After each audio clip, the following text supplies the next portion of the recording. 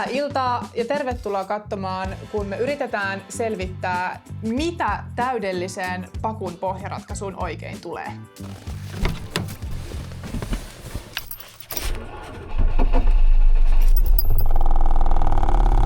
Pikkasen kylmä ehkä. Mä kuuntelin tuolla ulkona, että käynnistyykö tää ollenkaan. Ja oli vaan silleen, käynnistyy, meidän on pakko lähteä.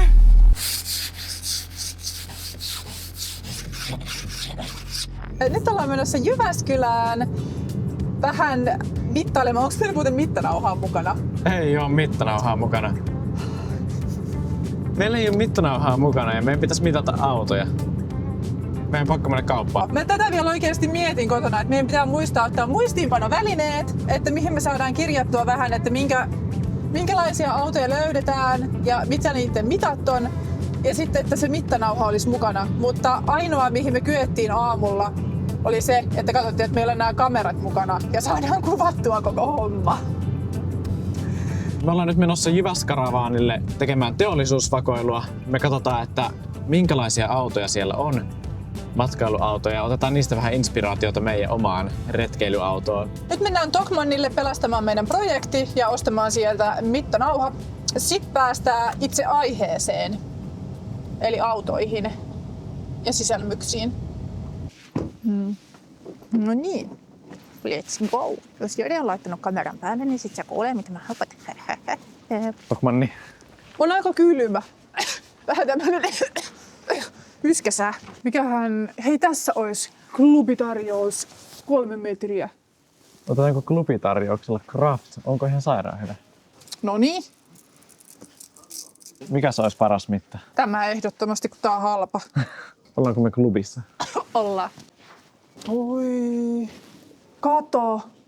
Siis tällainen katto siihen autoon. Olisiko vähän siisti? Ois ihan supersiisti. Tää olisi tämmöstä niinku valmista. Täällä on tää musta juttu alla ja sen kun vaan lönäsee sinne.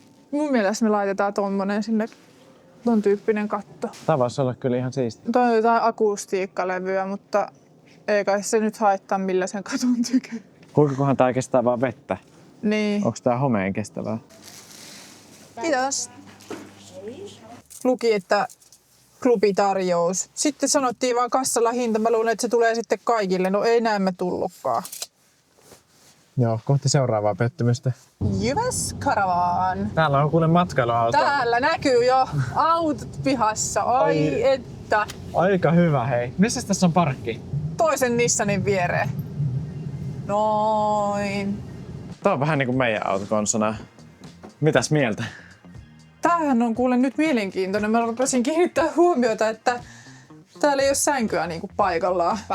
Näistä rakennetaan näistä paloista, tähän tulee sänky ja sitten siellä on varastoa se alapuolella. Tässä on kaappitilaa koko matkan. Hyvin samantyyppinen mitä meillä autossa. Tällaista liukuovea mä oon miettinyt, että olisi vessaan aika hyvä. Että sit se ei niinku tuu siihen käytävälle tai mitä, että voi vaan liuuttaa sen kas näin. Aika kiva. Aika kiva. Ja sitten no täällä on kans nyt tää systeemi, että täältä pitää painaa, että saatan niinku. Mehän ollaan siis tehty häämatka tämmöisellä retkiksellä, missä oli tämmönen avautuva suihku niin sanotusti. Ei yhtään matalempi saa olla. Tää on siis minimimitta. Otetaan tästä mitat kohta. Onko kätevä? On tosi kätevä. Tää on nyt aika lailla minimikokoinen, mitä me tarvitaan. Näin päin se ei tarvitse olla kovinkaan pitkä. Leveyttä tarvii sen verran, että mahtuu hartiat ja muut siellä. Mahtuu pesemään tästä. Vähän liikuttelee. Mutta tällainen tilahan olisi aivan täydellinen jollekin koko vartalopeilille laittaa autoon. Tässä käy köntsässä. Köntsällä näin. Köntykselle mennään. Tässä on köntyksellä. Tonne nurkkaan tekisi sellaisen ihan pikkuhanan. Elitistä päivää. Mehän ei täällä muistettu yhtään, meidän aivot oli niin sulanut, että meidän suunnitelma on se, että meillä ei ole pönttö tälleen niin kuin normaalisti tossa, vaan meidän pönttö olisi täällä seinustalla sellainen, että se vedetään tänne, jolloin me voidaan tänne toiselle seinustalle tehdä ihan niin kuin kunnon iso peilikaappi, lavuaari, kaikki herkut. Ja sitten kun käy suihkussa, niin pönttö tonne seinän sisään toiselle puolen, jolloin se kylppärin lattia vapautuu. Ja sitten kun menee suihkuun, mitä mä selitän? Joo. Pönttöpentti. Mut näin se tehdään. Jolloin toi pieni kylppäri on oikeasti todella niin kuin tilatehokas, koska se pönttö ei tule viemään puoletta tilaa sieltä kylppärin lattiasta. Mikä on oikeasti niin kuin järkevä käytävän leveys, koska minimikäytävän leveys on joku 40 senttiä muistaakseni matkailuautolajissa määriteltynä.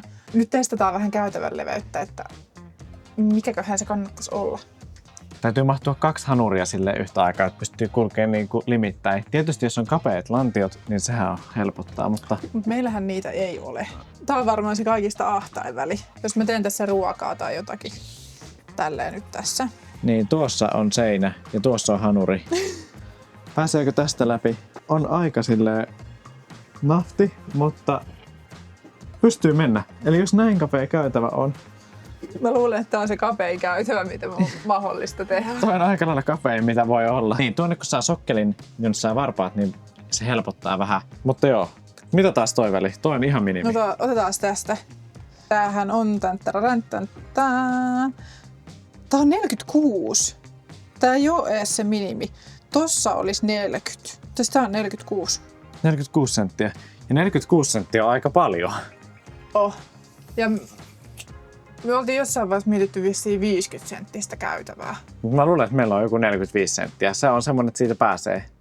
Koska sitten me halutaan kuitenkin varmaan maksimoida tää niinku tason syvyys ja sitten taas vessan koko. Yes. Nyt on saatu mallailut tehtyä, vähän mittoja otettua. Tässä on nyt parhaan jyväskyläläisen auton pohja, mitä me sieltä löydettiin. Ja tää on oikeissa mitoissa 3,8 metriä tää sisäosa. Ja leveydeltään about semmoset 1,84. Ja nyt me vähän demonstroidaan tässä teille, että miltä se näyttää tämmöisessä pohjapiirustuksessa. Ihan ekana siellä oli sänky, joka vie niin kuin ison osan siitä auton tilasta. Se oli suurin piirtein tämän kokoinen. Eli sänky vie melkein, tai siis vie koko perän, jonka alla on jotakin säilytystilaa. Sen vieressä mun yksi kiinnostavimmista aiheista, mitä autosta löytyy, on vessa. Koska me ollaan suunniteltu, että meidän autoon tulisi vessa ja sinne vessaan vielä suihku. Vessa oli sijoitettu tähän sängyn viereen. Keittiöhän tässä oli napakan kokoinen, mutta kuitenkin toimiva. Täällä sivussa on tosiaan sivuovi ja se keittiö vähän näkyy jo siitä sivuovesta täältä. Joo. No keittiön yläpuolella oli sitten yläkaappeja. Näitä yläkaappeja oli semmoisina niin kuin tuplina laitettu sinne ja tää on nyt yhden semmoisen tupla yläkaapin mitta ja näitä oli sijoiteltu sekä tänne sängyn päälle että sitten vielä keittiön päälle. Seuraavaksi on pöytä, ja tämä pöytä oli tässä kuskinpenkin takapuolella. Tämä kuskinpenkki kääntyy, jolloin tähän pöydän ääreen pääsee tätä kautta, ja pöydän tällä puolella on penkki, joka meiltä puuttuu. Tehdäänpäs meille penkki. Joo, penkkiä ei tajuttu edes siis mitata siellä, joten tämä on tähän suurin piirtein penkki. Leikataan tästä meille kaunis penkki. Tämä on nyt tällainen pyöristetyllä kulmalla oleva. Näin. Tässä on nyt myös semmoinen tilanne, että meidän autohan ei ole tämän kokoinen. Se on vähän isompi. Tämä auto oli 3,8. Ja se meidän auto on 5,10. Tuossa näkyy paljonko meillä on meidän autossa vielä lisää sitä tilaa siellä. Tämähän tuo nyt huomattavasti lisää pelivaraa.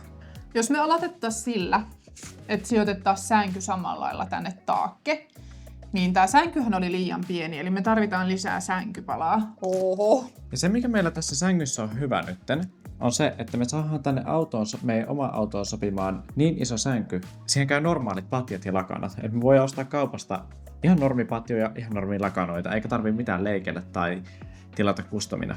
Se tulee tänne ihan perälle. Me tehdään tämän kokoinen vessa hyvin suurella todennäköisyydellä, koska siinä ei ollut mitään vikaa, niin miksi tekisi niinku eri kokoisen? Joo, ton isompaa vessaa ei oikeastaan kannata tehdä, koska mitä siellä vessassa tehdään? Siellä edelleenkin vaan peseydytään ja käydään köntsällä, niin ei siihen kannata uhrata ihan hirveästi tilaa. Ja tässä sopii ne ihan hyvin tekemään nämä molemmat aktiviteetit. Ihan mukavasti, sanotaan näin. Pöytä ja penkki, jos ne olisi täällä, niin tähänhän jää vähän tilaa. Tää pöytähän on ihan liian pieni meidän makuun. Me käytiin mittaamassa silloin vähän isommasta autosta pöytää ja jossain isommassa matkailuautossa oli 70 senttiä syvä pöytä. Tässä pystyisi tekemään näin isolle pöydälle limittäin töitä. Niin, koska meillä siis tää etupenkki kääntyy. Tässä olisi läppäri, tossa olisi hiiri ja sitten vastapuolella olisi tuolla noin. Mahtuisi tekemään todella hyvin töitä. Mutta meillä jää edelleen tilaa käyttämättä täältä seinältä. Missä me se käytetään? Kirjahylly! Kirjahylly! Kirjahylly! Ei.